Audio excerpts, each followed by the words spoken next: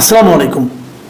প্রিয় দর্শক, আপনারা জানেন যে গত কয়েকদিন ধরেই সারা দুনিয়া একটা টেনশনের মধ্যে ছিল যে ডোনাল্ড ট্রাম্প যে একটা পাল্টা শুল্ক জারি করেছে, সব দেশের উপর আরোপ করেছে।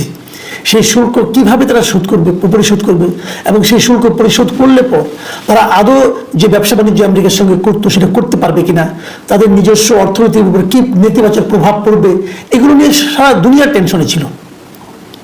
দুনিয়ার প্রায় সকল দেশের উপরেই কিন্তু পাল্টা শুল্ক আরোপ করেছিলেন ডোনাল্ড ট্রাম্প। এক এক দেশের উপর এক এক রকম। আমাদের বাংলাদেশের উপরও 37% শুল্ক আরোপ করা হয়েছিল। এটা দিয়ে ব্যবসা করা আসলে কঠিন, কিন্তু এরপর কি হয়েছে? এরপর বিভিন্ন দেশ এটা নিয়ে ট্রাম্পের সঙ্গে দিন দরবারের চেষ্টা করছে এবং সেই দিন দরবারের মাধ্যমে তারা নিজেরা নানা রকম কথাবার্তা বলছে যে আমাদেরটা একটু ছাড় দেওয়া হোক, কিছুদিনের ছাড় দেওয়া হোক, এ ধরনের নানা ধরনের প্রশ্ন। এবং আমাদের দেশের যে সরকার প্রধান ডক্টর মোহাম্মদ ইউনূস, উনিও 7 তারিখে একটা চিঠি লিখেছিলেন ডোনাল্ড ট্রাম্পকে যে 3 মাসের জন্য এটা স্থগিত করা হোক, 3 মাস পরে আমরা চিন্তা ভাবনা করে দেখব কিভাবে কি করা যায়, অথবা এর মধ্যে আমরা আলাপ আলোচনা করে স্থির করতে পারবো যে কিভাবে কি করা যায়। তো এরই প্রেক্ষিতে গতকালকে হঠাৎ করে একটা নোটিশ এসেছে। সেই নোটিশটাকে ট্রাম্পই তার যে নিজস্ব যে সোশ্যাল মিডিয়া আছে সেখানে উনি ঘোষণা করেছেন যে এটা পৃথিবীর সকল দেশের উপর, একমাত্র চীন ছাড়া আর সকল দেশের উপর এটা আপাতত উনি স্থগিত করেছেন। এবং এই স্থগিতটা 3 মাসের জন্য স্থগিত করা হয়েছে। 3 মাস পরে এই দেশের সঙ্গে আলোচনার সাপেক্ষে নতুন ট্যাক্সের রেটটা উনি নির্ধারণ করবেন। এই হলো ঘটনা। এখন এটা কেন করা হয়েছে? এবং চীনের সঙ্গে তার বর্ণাটা আরো একটা বেশি করা হয়েছে। চীনের পর সেই শুল্কটা বাড়িয়ে 125% করা হয়েছে। এটার কারণ আছে, চীনও কিন্তু পাল্টা অ্যাকশনে গিয়েছিল, তারাও এর উপর 84% ট্যাক্স আরোপ করেছিল। এই পাল্টি যুদ্ধটা চীনের সঙ্গে তার আসলে একটা বাণিজ্য যুদ্ধ শুরু হয়ে গেছে, এটা বলা যায়। এছাড়া বিভিন্ন দেশ যারা আছে তাদের সাথে যুদ্ধ হয়নি, অনেকে আবেদন করেছিল, লিখিতভাবে প্রস্তাব দিয়েছিল। তারই প্রেক্ষিতে এর মধ্যে যুদ্ধ আমরা জানতে পেরেছি যে 75টা দেশের সরকার প্রধানরা ট্রাম্পের সঙ্গে আলোচনা করেছেন। এটাকে ট্রাম্প বেশ তুড়িয়ে উপভোগ করছেন। আমি কেন বলছি যে যুক্তরাষ্ট্রের একটা পত্রিকা নিউ ইয়র্ক পোস্ট তারা একটা রিপোর্ট করেছে। সেই রিপোর্টের হেডলাইন হলো Trump brags countries are calling us up kissing my ass over tariff. মানে মোদ্দা কথা হলো, খুবই জঘন্য হেডলাইন। মোদ্দা কথা হলো এই ট্যারিফকে কেন্দ্র করে পৃথিবীর বিভিন্ন দেশ ট্রাম্পের সঙ্গে যোগাযোগ করতেছে এবং ট্রাম্পের ভাষায় কিসিং মাই অ্যাস মানে আমার পাছায় চুমু দিচ্ছে। এই হলো গিয়ে মানে ভাষা, তাদের বোঝার চেষ্টা করুন। তো নিঃসন্দেহে অপমানজনক ভাষা, কিন্তু যা হোক সে কারণে হোক, পশ্চাৎ দেশের চুমুর কারণে হোক আর যে কারণে হোক, উনি এটাকে 3 মাসের জন্য স্থগিত করেছেন। কোনো সন্দেহ নাই বিশ্বের দেশগুলো এটাকে নতুনভাবে চিন্তা করার জন্য, নতুনভাবে বার্গেন করার জন্য কাজে লাগাবে। এই সময়টাকে আমরাও লাগাবো। এই হলো পুরো ঘটনা।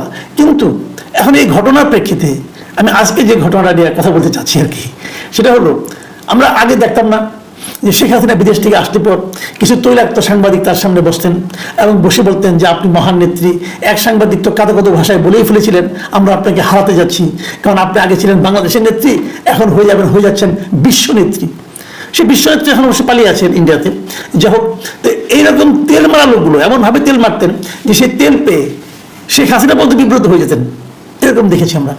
তো এখন তারা শেখ হাসিনা নেই, সরকার প্রধান প্রতিবার বিদেশ সফর থেকে এসে সাংবাদিকদের মুখোমুখি হন না মানে কি? ডক্টর ইউনূস তো এখন আমি একবারও দেখি নাই যে সাংবাদিক সম্মেলন করেছেন, মানে সংবাদ সম্মেলন করেছেন, এরকম হয়নি। উনি বিচ্ছিন্নভাবে কাউকে ইন্টারভিউ দেন, ওনার কথা বলেন, যে প্রশ্ন করেন তার উত্তর দেন। কিন্তু এই তেল মারার সুযোগটা হারিয়ে আমাদের সাংবাদিকদের কেউ হয়তো খুবই হতাশ অবস্থায় আছেন। তার একটা নমুনা আমরা দেখতে পেলাম বিএসএসএফ বাসসের যিনি এমডি মিস্টার মাহবুব মোর্শেদের একটা ফেসবুক স্ট্যাটাসে। উনি একটা ফেসবুক স্ট্যাটাস লিখেছেন ওনার ফেসবুকে, ওনার ভেরিফাইড ফেসবুকে, ওনার ফেসবুকে পেলাম জিনিসটা। দেখুন, আর তার আগে বলে নেই, এই মাহবুব মোর্শেদ সাহেবকে কিন্তু আমি ব্যক্তিগতভাবে পছন্দ করি এবং আগে খুব বেশি পছন্দ করতাম। যখন উনি বাসদের এমডি না হয়েছিলেন তখন ওনাকে আমি খুব পছন্দ করতাম, কারণ উনি অনেক বিষয়ে মানে আপনার ট্রেডিশনের বাইরে গিয়ে নানা রকম কথাবার্তা বলতেন এবং আমার কাছে ওনাকে খুবই একজন মানে করিতকর্মা বলবো, খুবই একজন সাহসী, খুবই একজন বুদ্ধিমত্তা সম্পন্ন সাংবাদিক মনে হতো। কারণ সাংবাদিকদের কাজই তো এটা যে গড্ডালিকে প্রবাহে গা না ভাসিয়ে প্রশ্ন করা। তো এখন কিন্তু উনি যে স্ট্যাটাসটা দিয়েছেন এটা দেখে আমি একটু হতচকিত হয়ে গেছি, এটা কেন হলো। উনি লিখেছেন, শিরোনামটা এরকম, কেউ কেউ লিখেছিলেন এখন কি চিঠির যুগ। ডক্টর মোহাম্মদ ইউনূস কেন চিঠি লিখলেন? ডক্টর মোহাম্মদ ইউনূস যে চিঠিটা লিখেছিলেন 7 তারিখে ট্রাম্পকে লক্ষ্য করে, সেই বিষয় নিয়ে উনি লিখেছেন ফোন করলে ভালো হতো। নানা দেশ নানা পদক্ষেপ নিয়েছে পাল্টা শুল্ক আরোপের প্রতিক্রিয়ায়। কেউ শুল্ক কমিয়েছে, কেউ শুল্ক শূন্য করেছে, কেউ শুল্ক বাড়িয়েছে। আমাদের প্রধান উপদেষ্টা 3 মাসের জন্য বাড়তি মার্কিন শুল্ক স্থগিত চেয়েছেন। দেখা গেল এই প্রস্তাবই ডোনাল্ড ট্রাম্প গ্রহণ করলেন। ট্রাম্প নিজেও বাঁচলেন, আমাদেরও বাঁচালেন।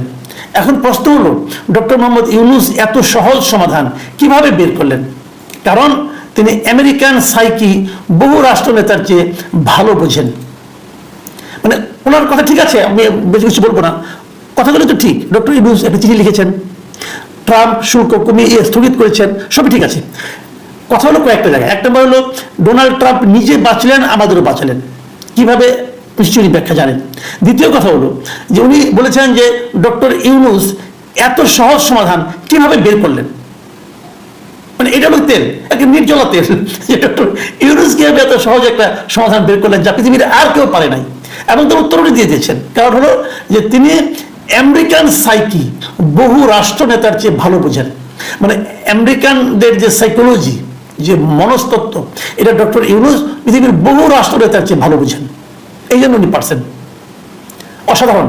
মানে এই তেলের ডিব্বা যদি খুলে দিলেন রে ভাই, উনি বিএসএ চাকরি করেন না, ওনার এই তেলটা না মারলে হতো নাকি? ডক্টর ইউনূস আমেরিকানদের সাইকোলজি বুঝেন, আর কেউ বুঝে না, অনেক রাষ্ট্রনায়ক বুঝে না। উনি চিঠি পাঠিয়েছেন, এই চিঠির কারণে কি 3 মাস বা হয়েছে? 75টা দেশ যে মানে আপনার যোগাযোগ করছিল, ওগুলি কি একদম ফেলনা হয়ে গেল? ওখানে কোনো গুরুত্ব নাই। ডক্টর ইউনূসের চিঠির উপর ডিপেন্ড করে করলেন। ডক্টর ইউনূস চিঠি লিখছেন 7 তারিখে, 9 তারিখে এই সিদ্ধান্ত আসলো। ডক্টর ইউনূসের চিঠি কি একদিনে পড়ছে?